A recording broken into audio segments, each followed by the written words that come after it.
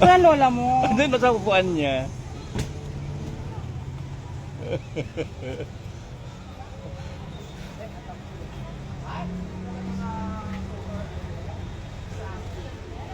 Bakit yan naman ang? Galing magpindi eh.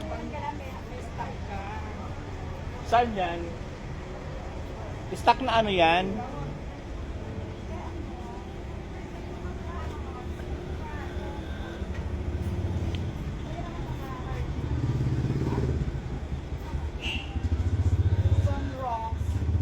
Panlaba.